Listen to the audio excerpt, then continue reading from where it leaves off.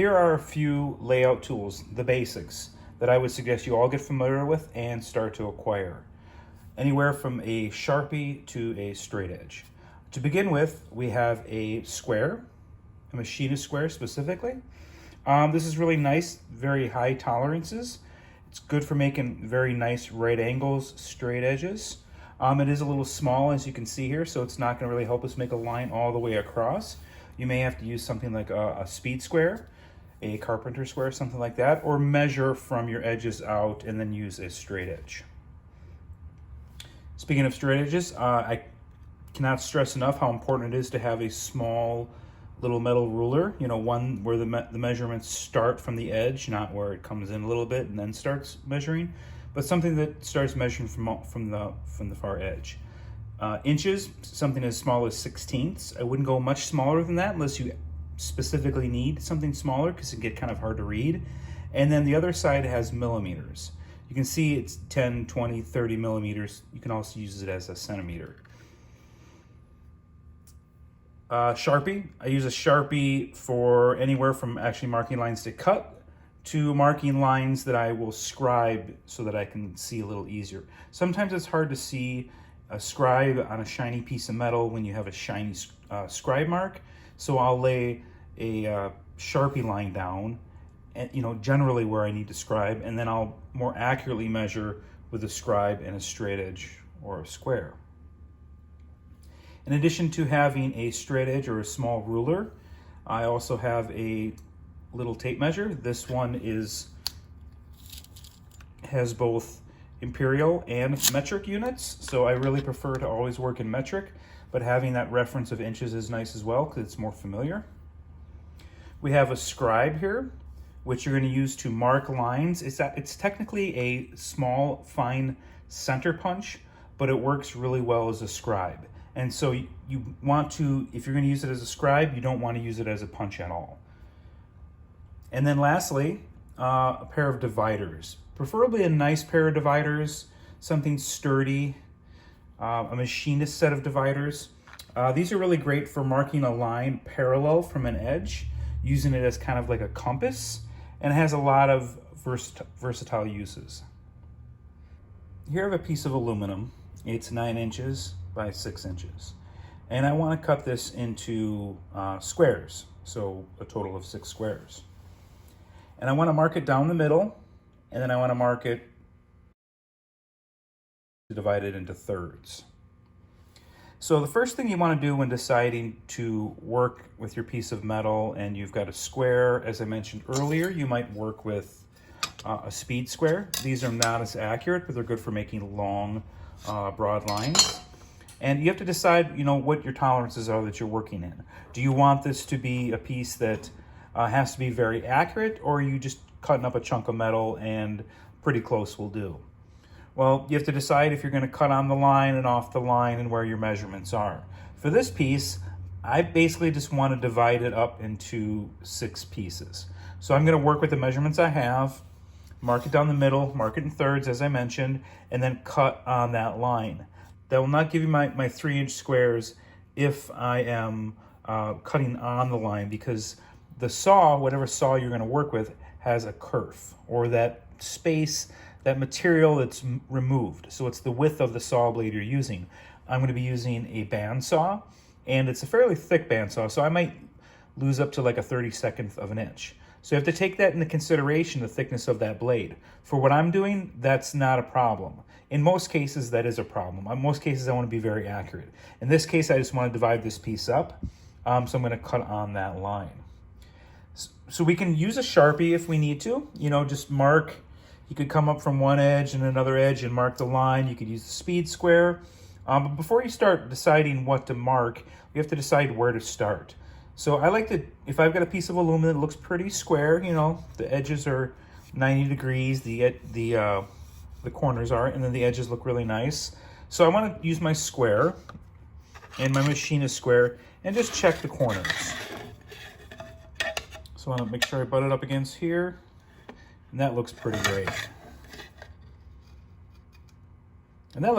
So all 3 of these are a factory edge. It's a little difficult to see. It's actually very difficult to see in this light, But on the edges, you can see a little bit where a shear was used on it. So the edge is not perfectly flat. It's actually, on the end, it's got a little bit of a chamfer to it, or a bend where the material thins out. You also have to decide, do you want that? Is that factory edge good? Is it good enough for what you need, or do you need a nice clean edge? If you need a nice clean edge, you may want to actually cut your own, make sure you file it, sand it really nice. A shear is actually going to deform that edge. For these are going to be samples. That edge is going to be fine. In most cases, I would need to sand that because that would not be okay to have that little bit of a shear line. So we could start, I think, doing a line across. And we said this edge is square. Let's go ahead and check this other edge before we start. That's not so great. It's pretty good, you know, but if you can see that, my square kind of moves around a little bit. And I can see that that edge is a little sloppy. So this was cut with a bandsaw or some other saw, but it wasn't done with a shear, so it's not super straight. So I'm going to try to keep away from this edge for my measuring.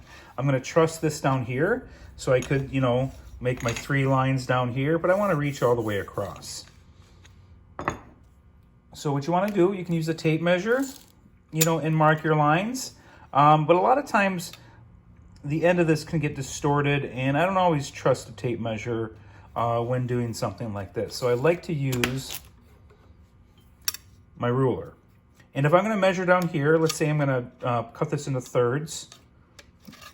I'm going to mark 3 inches here, and then from that same edges, I'm going to mark 3 inches here. And then I'm going to mark 6 inches from that edge here. And I'm going to do the same thing on the top because I know these are square. And a quick way, if you ever have a piece of material and you want to see if it's square, this edge here isn't necessarily not square. It's just a little wavy. So I think this material is square, just this edge is a little wavy. So what you can do to check a piece of metal, if you want to know if it's square, measure it corner to corner. So I show about, let's see, 271 millimeters.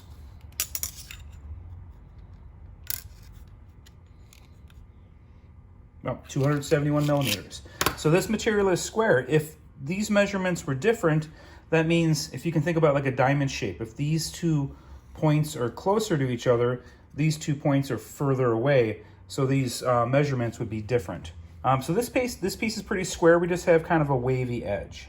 So I'm going to truss these 3 edges. So I will come in here, and I'm going to actually use my Sharpie and mark about where 3 is. And I'm going to come here and mark about where 6 is. And then I'm going to do the same at the top.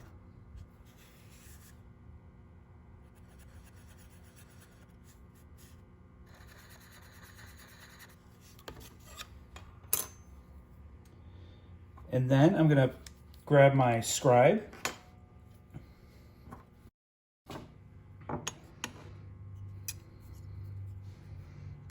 Actually, I'm just going to grab my ruler here.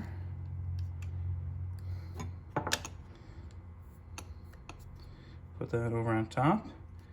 And I'm going to mark it on the line, because I mentioned I want it on the line.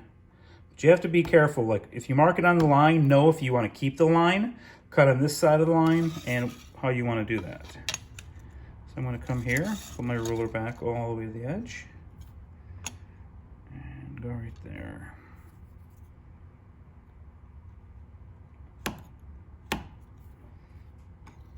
Here I moved a little bit. You can kind of see that. If it's not very accurate, you can put the marker over again and re-scribe it. And then I'll do the same thing to the top.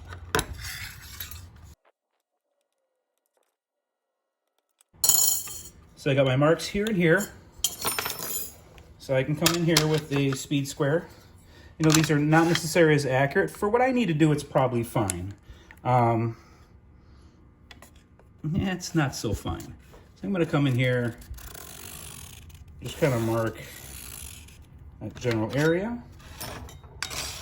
Got to hang it off the table here a little bit because the speed square has a little lip on here that keeps it from sitting flat. So then I could come in here with my scribe lines. Take a ruler, take my scribe, and you could actually put the tip of the scribe in the scribe mark to make sure you're in there correctly, and then go ahead and scribe that line in. Don't press really hard because you'll likely move your ruler, your straight edge. Here you can see I kind of got off of a little bit, but I can still see that really well. Do the same here.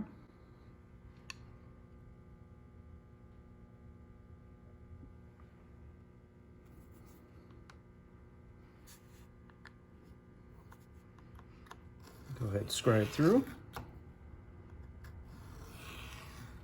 Oops, see I moved, I gotta remember that. Or actually, take a Sharpie.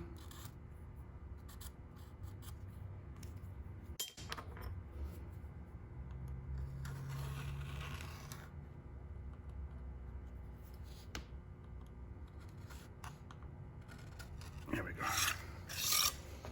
And then we have our lines. You can even see that in the camera pretty well. This one went off a little bit, but this one you can see really well. I can see this one fine. And then I want to do the same thing across.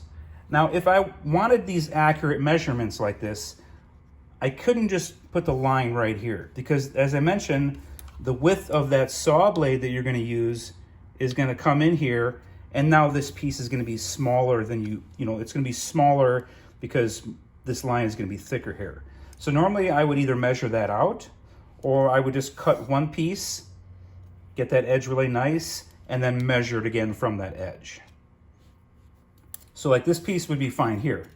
We've got measured from this edge. If we wanted this to be very accurate, we could use that scribe, and then we would cut on this side. So the saw blade would come right up. Let's use a larger thing here. That saw blade would come up right up to that scribe, and you want to cut right up to that. Then your measurement's going to be very, very accurate. And then I'm also mark my other measurements as well, because these will be the same situation where I'm going to mark and then I'm going to cut on the line. But if you need that to be accurate, then you want to cut up to that line and then measure again when you cut. And if you look here, I'm actually under 6 inches. So whatever I do here, and I'm right on 9. So I'm just trying to divide this piece up equally as accurately as I can. And if it's a little bigger than 3 inches or a little less, that's not my concern as long as all 3, 1, 2, 3, 4, 5, 6 pieces are equally spaced. So then I mentioned these were both very square, so that means they're both parallel. So I'm going to measure from here up. And this is fairly straight. It's just a little wobbly, but it is a square edge. So I'm going to trust to that and measure from here up as well, or from here down. Just be consistent. So that's not even 6 inches. So it is 5 3/4. So make up that difference.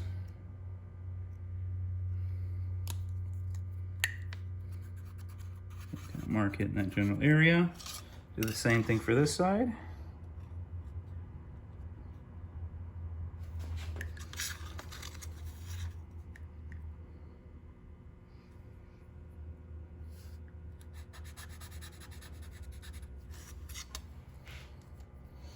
And then here you can see I don't have a ruler long enough for that. So you're going to want to either mark these as well and then draw that line through, or get a longer straight edge. So let's see, where do we do?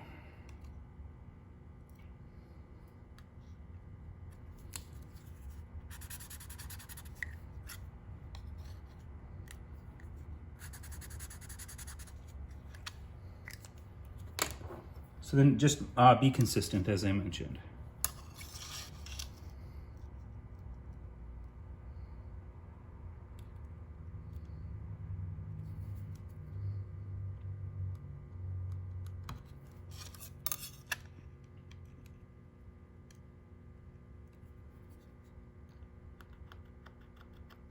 I've actually offset my ruler so it's about 1/8 of an inch from here and 1/8 of an inch from the end, so I can still work with that dividing 6 by 2. If that's helpful, it might just be more confusing.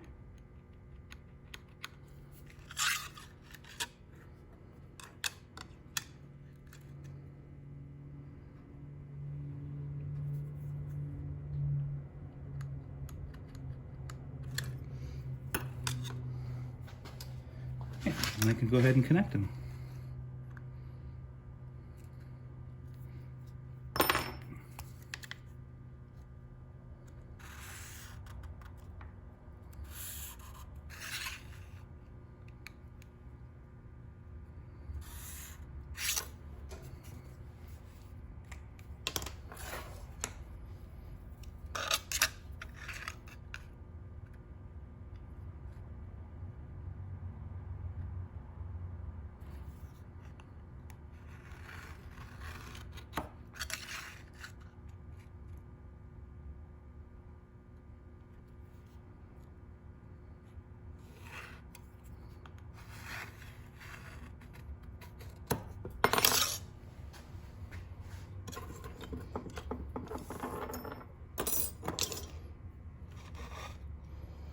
And there you can see we have our piece divided up.